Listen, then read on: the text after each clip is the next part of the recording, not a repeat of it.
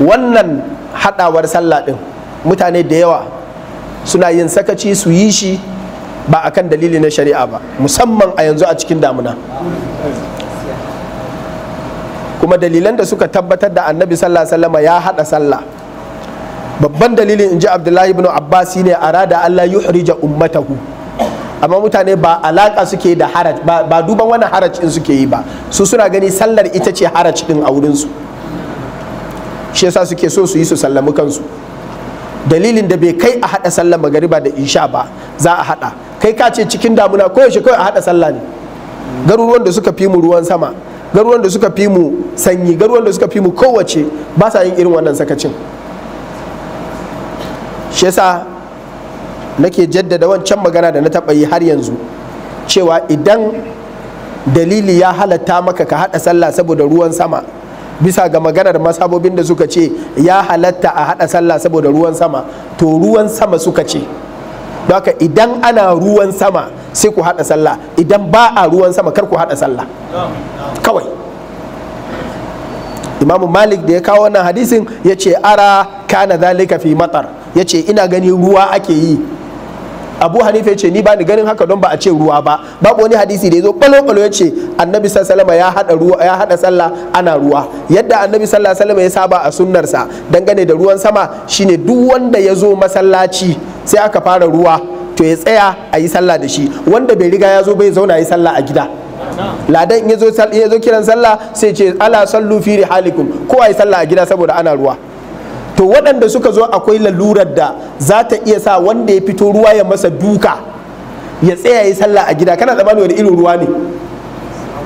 Ai ba kowane irin ruwa ne zai iya sa ka ce a yi sallah a gida ba. To irin wannan ruwan da zai iya sa a ce kar ka fito an yafe maka ka yi sallah a gida, irin wannan ruwan ne fa in ana yi ya halatta a haɗa magariba da isha. Don wanda ya zo yanzu tunda an ce wani gida ya zauna, to kai kuma an san ba ka dawo isha ba, sai a haɗa maka sai ka tafi an sallame ka.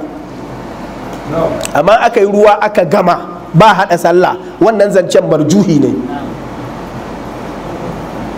Idan ba a riga an fara ruwa ba an ga hadiri ba a haɗa sallah, wannan zancen marjuhi ne. A masaban malikiya ne kadai ake da wannan, duk sauran masabobi ba su yarda da shi ba. Kuma mun yi bayani cewa wannan magana marjuhiya ce saboda hadisin fikihunsa baya nuna wannan ko kaɗan. Dakan aka riga aka gama ruwa akan alwahal da azulma, akwai duhu akwai kuma tabo. Duhun irin wancan lokacin ba shine irin duhun yanzu ba, sannan tabon wancan lokacin ba shine irin tabon yanzu ba. Ga gidanka, daga gidanka har ka je kwalta ce, da gidanka har ka je siminti ne, daga ko ina kuma ka ce wai ba za ka zo sallah ba. Sannan a wancan lokacin ana duhu ne, yanzu kai kuma in ana duhu ma za ka ɗauki abunka ka haska. Sana riga an gama ruwa ba wani abin da ya shafi mutane lalura, sai zo su ce a haɗa mun sallar mangariba, sai su buga babur ɗinsu kuma su shiga kasuwa ko su je tasha. Ha, wannan wani irin fikihu ne a ciki? Ana haɗa sallah irin wannan, in isha ta yi ka tashi ka yi sallah, don wallahi ba ku yi isha ba.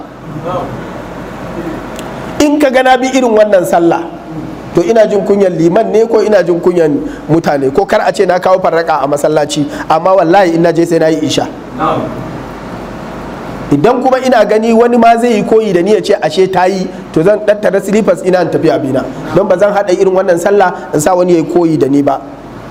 Galibin mutane za su ji haushinka ne in kai liman in baka haɗa ba, gara su ji haushinka akan Allah ya ji haushinka. In sun gara ma su cire ka, ba shi ne ƙarshen ta ba? Allah ya kyauta. Bari in sake jaddadawa, idan ana ruwan sama ya bullu thiyab, wanda zai jika mutum ya iya sa shi mura, ko ruwan sama mai mamakon ruwa, idan ana ruwan da ya kai yanda zai iya hana mutum fita daga gida, to ku haɗa sallah. Idan ba a ruwa kar ku haɗa sallah, idan an gama kar ku haɗa, idan ba a fara ba kar ku haɗa. Kun fahimci wannan? Allah ya sa mu dace. Sai fa'ida ta ƙarshe a cikin wannan hadisin shine maganar waɗanda suke garuruwan da lokaci ba sa da rana ko ba sa da dare, su taya nasu su gane nasu. Kuma ga wannan hadisi, lokaci ya kare, idan Allah ya kai mu darasi na gaba za mu faɗi wannan kafin mu ɗora da hadisi na gaba.